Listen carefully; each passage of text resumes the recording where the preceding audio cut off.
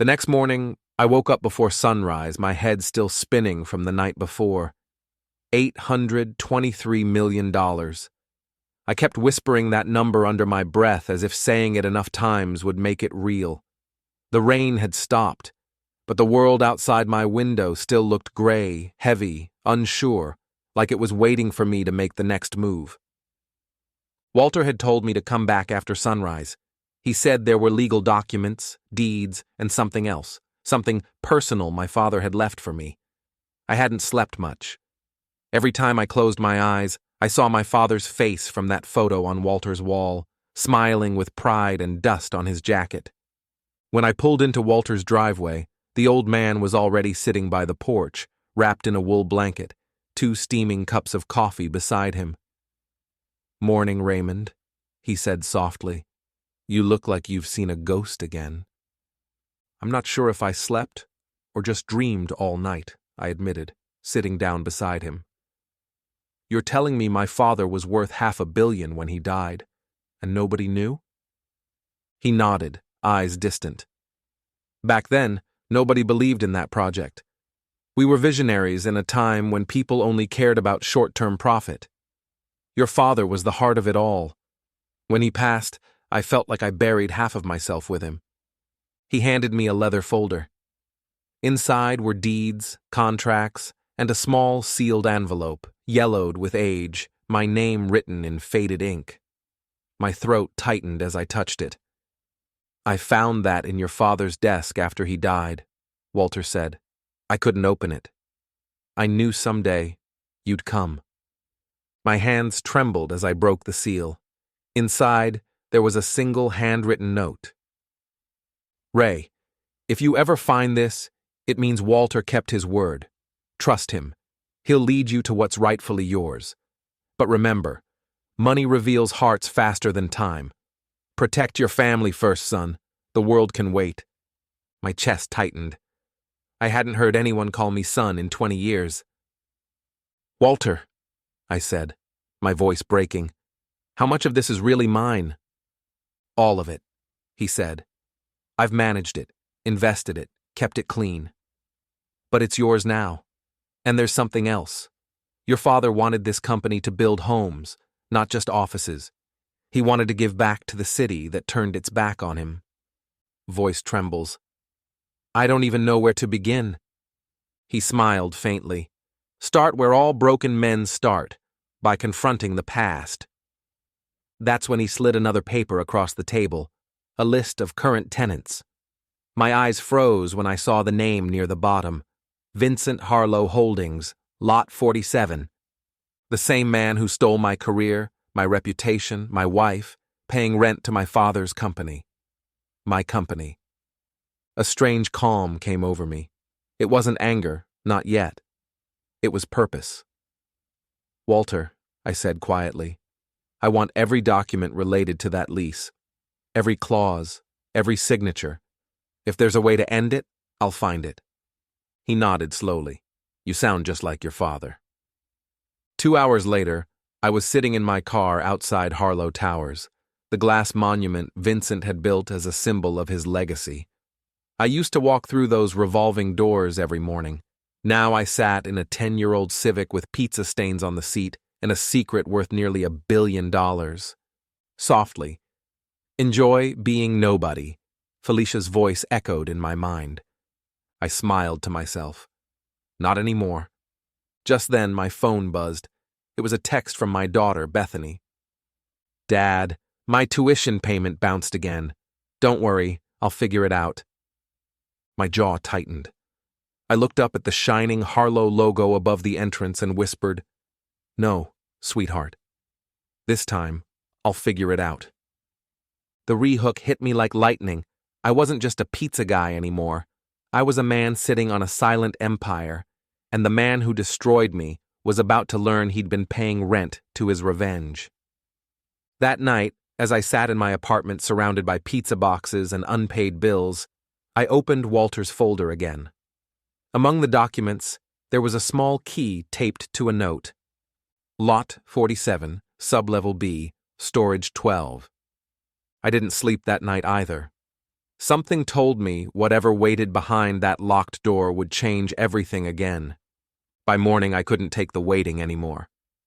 My heart thudded against my ribs as I drove toward Lot 47, the address that had haunted my dreams all night. The city was waking up, the same skyline my father had once dreamed of building. Now every tower felt like a silent witness to secrets buried under steel and glass. The parking attendant barely glanced at me as I slipped inside. My old security badge still hung on my keychain, a relic from when I used to belong here. The scanner blinked red, then green. My pulse jumped. Access granted. Sub-level B was silent, cold. Rows of metal doors lined the underground corridor. Storage 12 was near the end, rusted, unlabeled. I pressed the key into the lock. It clicked, echoing through the concrete like a heartbeat. Inside was dust, boxes stacked to the ceiling, and the faint smell of old paper. A single hanging bulb flickered above me. I brushed away cobwebs, scanning each box label until one stopped me cold. Thomas G., 1983, Project Files. My father's handwriting. I pulled it open, expecting blueprints or contracts. Instead, there were photographs. Hundreds of them. My father standing beside men in suits I didn't recognize, shaking hands with city officials, even posing with a younger Vincent Harlow. My breath caught. Vincent had known my father, long before I was ever hired. At the bottom of the box, a thin brown envelope. Inside it, an old VHS tape labeled Meeting, June 1983. I found a dusty VCR on a nearby shelf and connected it to an old monitor. The screen flickered to life, grainy black and white. 3 men sat at a table, my father, Walter, and a much younger Vincent. Thomas, my father. Vincent, the partnership's over. I know about the falsified permits. Vincent, you can't prove anything. Walter, we already did. We're reporting this to the city. Vincent, you'll regret this. Then the recording cut to static. I leaned back, my hands shaking. My father hadn't just been a builder.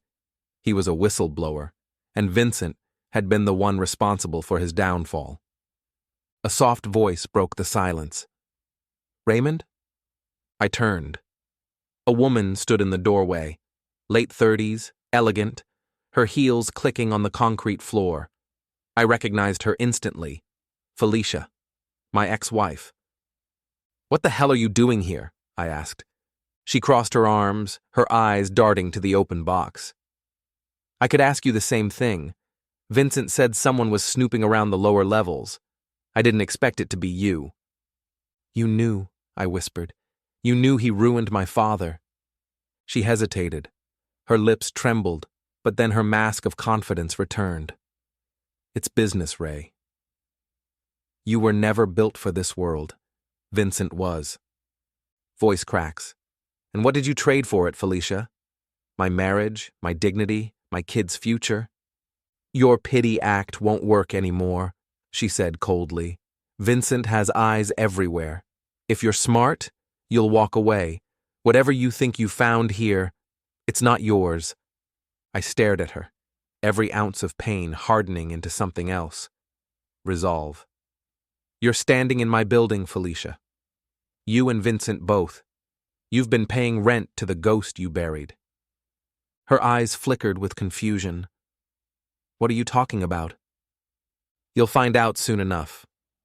I walked past her, clutching the VHS tape like a weapon. I could hear her footsteps echoing behind me, but I didn't turn around. I had proof. I had leverage. For the first time, I had power. Back in my car, I called Walter. We need to meet. I found something. Something big. When I arrived at his house, Walter looked pale, weaker than the night before. His breathing was shallow. What is it, Ray? I set the tape on his table. Vincent was part of it. He sabotaged the permits. My father found out. Walter's hands trembled as he picked it up. Then your father's death. He didn't finish. The silence between us was heavy. I could hear the clock ticking, each second a reminder of years lost. Walter whispered, "Ray, if this gets out, Vincent will come for you. He's not the kind of man who loses quietly."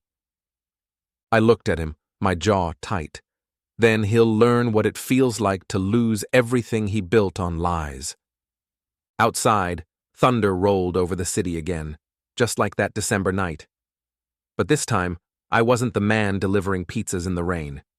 I was the son of Thomas Grant, back to finish what he started. As I left Walter's house, I caught my reflection in the car window. Same eyes, same jawline, same determination my father must have had the day he faced Vincent all those years ago. "Dad," I whispered, "this time, justice won't die with you." The next step was clear. I needed to expose Vincent, publicly, brutally, and in a way he'd never recover from. But I had no idea that the closer I'd get to truth, the more dangerous it would become. The storm outside had followed me home that night.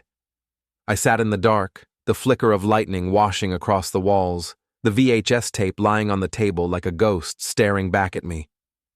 Every time thunder cracked, I saw my father in that old footage, standing tall, unafraid, betrayed by the same man who destroyed me decades later. Walter had told me to be careful, but how could I? For years, Vincent Harlow had paraded around like a god, my boss, my wife's savior, the man who turned everyone against me. He'd built his empire on my father's land and my misery. It was time for that empire to fall. I made copies of the tape, 3, hidden in separate drives. I wasn't going to let this proof vanish. Then I called someone I hadn't spoken to in years, Detective Laura Briggs. We'd known each other when she investigated my false theft case. She'd always suspected there was more to it, but without evidence, she couldn't help. She answered on the second ring. "Ray? After all this time?" "I found something, Laura," I said. "Something about Vincent Harlow and my father." There was a pause, then a quiet sigh. "You better come by the station tomorrow, and bring whatever you've got." I didn't sleep. Around 3 a.m., I drove back to Walter's house to tell him my plan. But when I got there, the lights were off. The front door was unlocked. I stepped inside and called out his name. No answer. Then I saw him, collapsed beside his desk, motionless. My heart froze. I knelt beside him, shaking his shoulder. "Walter! Walter, wake up!" His skin was cold. A half-empty glass of whiskey lay spilled across the floor, the papers he'd been working on soaked and smeared. My breath came shallow. "Not now. Not you too," I whispered. The police ruled it as a heart attack. I wanted to believe that. But when I looked at his face one last time, I saw fear in his eyes. He'd known something. Maybe someone had made sure he wouldn't talk. At the funeral, I stood alone, the rain falling on my black coat, same as it had that night we met. A man approached me quietly, a tall, heavy-set figure in a gray suit. "Mr. Grant?" he asked. "Yes." He handed me an envelope. "Mr. Drummond wanted you to have this. He gave it to me a week ago." I opened it right there. Inside was a single line, written in Walter's shaky handwriting. "If I don't make it, trust no one at City Hall. The corruption runs deeper than Harlow." My hands went numb. This wasn't just about stolen land or betrayal. It was something much bigger. I walked away from the graveyard knowing there was no turning back. The rain mixed with tears I didn't bother to wipe. My father, my mother, now Walter, each had been swallowed by the same shadows. That night, I met with Detective Briggs in a quiet diner off Maple Street. She watched the tape silently, her expression hardening with every frame. When it ended, she looked up. "Ray, this could reopen your father's case. But if you're right, if Harlow was involved in the permit fraud, he won't go down quietly." "I'm counting on that," I said. She sighed. "Just promise me you'll stay out of trouble." I gave a faint smile. I can't promise that, Laura. 2 days later, I walked into Harlow Towers, this time through the main entrance. Security stopped me halfway. I'm here for Vincent, I said firmly. Do you have an appointment? I showed them a legal document with my company's seal. Tell him his landlord wants a word. They exchanged glances, then one of them picked up the phone. Moments later, I was escorted up 40 floors. Vincent's office was just as I remembered it. Glass walls, city view, a portrait of him and Felicia smiling like royalty. He stood by the window, hands in his pockets, the picture of confidence. Well, if it isn't my favorite delivery boy, he smirked. Come to drop off another pizza? I dropped a thick folder on his desk. Lease termination notice, effective in 30 days. His smile faltered. Excuse me? You heard me? Lot 47, the land your entire corporation sits on. It belongs to Drummond Grant Developments. My company. He laughed, shaking his head. You're insane. That land was sold decades ago. No, I said. It was leased. And you violated the ethical clause the moment you framed me for theft. I have the original contracts and the board filings to prove it. His jaw tightened. You don't know what you're playing with, Ray. I leaned forward. Maybe not. But you'll find out when your investors do. For a moment he didn't speak. Then he smiled again, but this time there was no humor in it. You think you can destroy me with a piece of paper? I think, I said quietly, I can destroy you with the truth. As I walked out, I caught Felicia standing in the hallway, her eyes wide with panic. Ray, what did you do? I didn't even look at her. What I should have done a long time ago. By the time I reached the parking lot, I knew there was no turning back. Vincent Harlow wouldn't wait 30 days. He'd come after me, and soon. But I wasn't afraid. Because now, it wasn't just about revenge, it was about legacy. The truth my father died protecting was alive again, and I was ready to burn down anyone who tried to bury it. That night, as I sat in my car, headlights cutting through the fog, I saw something that made my blood run cold.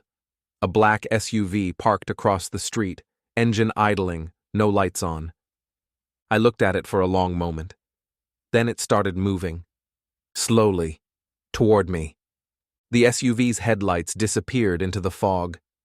I forced my hands to unclench on the steering wheel. My phone was dead. Of course it was. Fate liked theatrics. I started the car.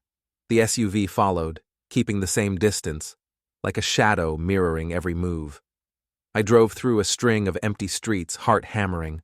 My breath fogged the glass. I thought of Bethany sleeping in her small room, half a nursing textbook peeking from under the blanket. I thought of Walter's note, trust no one at City Hall. I thought of my father's voice on pixelated VHS, furious and betrayed. The SUV edged closer. I could see the silhouette of 2 men inside. They weren't going to talk me to death. They were going to make sure I never spoke again. I pulled into a narrow, poorly lit lot and killed the engine. The SUV stopped too. A man stepped out and walked slowly toward my car, a flashlight in his hand. Everything in me went cold. Raymond Grant? He called, his voice a metal rasp. I faked calm. Who wants to know? He smiled, not a friendly smile, a hired smile. We can do this the easy way. Before I could answer, a cruiser's lights swept across the lot, blue and red cutting the fog. Tires screeched. The man spooked and bolted. The SUV spun its wheels and fled. Detective Laura Briggs stepped out from behind the cruiser, badge in hand, rain beating on her hair. Thought you might need a ride, she said, dry as a desert. Relief hit me like warm sun. You followed me? She held up a small recorder. You weren't subtle. But we've been watching Harlow's people for weeks. They don't like being exposed. She glanced at me. You okay? No, I laughed, a brittle sound. But I will be. We took the tape to the station. Laura arranged for a small, controlled leak to a trusted reporter, someone who'd got one big story right and hated the idea of being played. The plan was surgical. Expose the corruption slowly enough that Harlow couldn't strangle the narrative. Publicize enough that investors and regulators had to act, and keep me alive long enough to testify. When the first article hit the morning feeds, Vincent's empire trembled. Not from the tape alone, from the documents Walter had left, the payment ledgers that showed unexplained transfers, the city memos with names redacted, the bribes disguised as consulting fees. The public smelled blood. Vincent called me that afternoon. His voice was calm, but laced with lethal promise. "Ray, you don't understand what you're doing. Walk away, for your daughter's sake." Voice low. "She's already paid a price for your greed," I said. "I have proof. I'm not asking anymore, I'm telling." By then, more reporters were at Harlow Towers than tenants. Investors pinged their boards. Felicia released a statement that read like diplomatic wallpaper. I had no knowledge of the company's past actions. My heart goes out to those affected. The words were polished. The face on the statement was not. Vincent retaliated with everything he had: lawsuits, threats, private investigators digging into my past, the cheap kind of dirt rich men buy to bury truth. My phone rang with anonymous numbers. My sister called, worried. Bethany stopped answering texts. Then came the video. Laura and I handed the recorded meeting to a national morning show. They played it, grainy, undeniable. My father confronting Vincent, Vincent threatening, Walter warning. They aired the ledger with the redacted names filled in. They showed the key clause in the lease that Vincent had violated. The camera panned to me sitting in the studio, face gaunt, voice steady as a surgeon. The country watched. Harlow's stock began to free fall. In the chaos, two things happened at once. First, City Hall opened old files and found more corruption. Permits granted with strange signatures, inspections signed off by ghost contractors. Second, Vincent did something stupid. He sent men to remove evidence from Storage 12. They didn't know Walter had already given copies to Laura. They didn't know I had a second copy tucked in a safety deposit box. They did, though, know where I lived. They sent flowers to Bethany's school, politely asking for a meeting. They called my old colleagues, whispering about old debts. Felicia, finally faced with the human cost of her choices, stopped answering Vincent's calls. One rainy night, there was a knock at my door.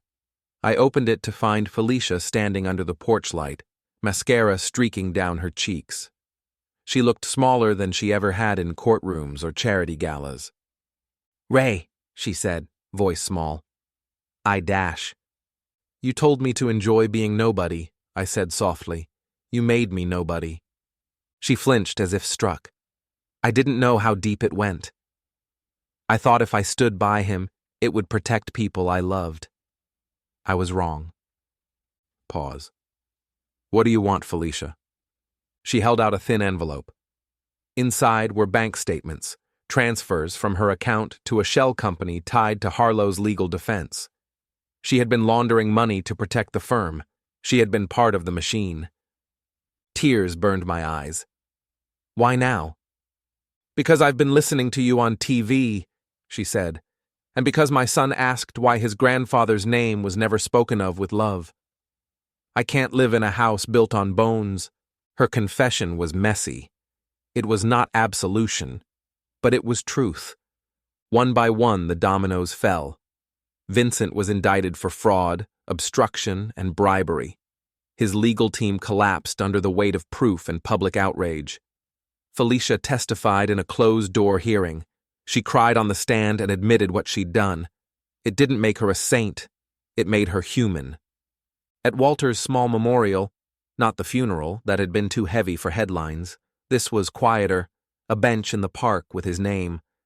I found a final envelope taped beneath the bench slat where he used to sit. The handwriting was mine at first glance, but the note inside was my mother's.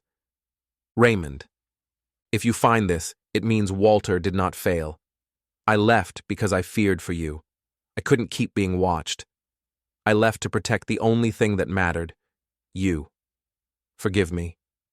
Live. Use what your father built for good. M. My knees gave out. I'd lived 20 years thinking my mother had abandoned me. She had chosen survival so I might have a chance. Walter had kept her secret and the money. He'd been protecting us both in ways I couldn't have understood until now. The trial was public theater. Vincent's arrogance crumbled under the tape's blunt truth. Investors sued. The city opened a criminal inquiry. Dozens of city officials resigned under investigation. People I hadn't known had lost jobs, yes, but the corruption that bled the city began to be cleaned. Bethany finished nursing school with scholarships set up by anonymous donors, and some not so anonymous. I watched her walk across the stage and felt the weight in my chest finally tilt towards something like peace. Months later, I stood on the roof of a building my father had designed but never seen completed. The river glittered below. The corridor my father had once fought for ran like a vein through the city. I thought about the men who died for the truth, my father, Walter, and the ones who changed because the truth reached them. I thought about Felicia. She called sometimes. We spoke about what forgiveness meant. It wasn't something I was ready to hand out like a business card, but there were beginnings. Softly, "Dad," I whispered to the wind. The word an offering. I did the best I could with the pieces you left. The city had its wounds, so did I. But wounds heal into scars, and scars tell stories. One night, as the sun sank into the river, Detective Briggs sent a text. Case closed. For now. Be careful. People like Harlow have friends. I read it and smiled. I always would be careful, but no longer afraid. We used the company my father dreamed of to fund community clinics and scholarships. We built affordable housing on the lots he'd intended for families, not corporations. Every donation, every deed signed, had Walter's and my father's ghosts smiling in the margin. I had wanted revenge once. I had wanted Vincent to understand the taste of everything he'd stolen. But in the end, justice came in the slow, grinding machine of evidence and courage, not the spectacle of rage. And the city got a chance to be better. At home, Bethany fell asleep with a nursing handbook on her chest. I salted pasta and thought of the strange, winding way life folds back on itself. The VHS tape sat on the shelf, a relic of an old fight that won't ever be forgotten. Voice trembles. If you're watching this, wherever you are, I said aloud to the empty apartment, tell me where you're from. Tell me it was worth it. Outside, somewhere, a siren wound down and faded. Inside, I sat with my father's name between my fingers. The past had been fought, and against all odds, had been heard.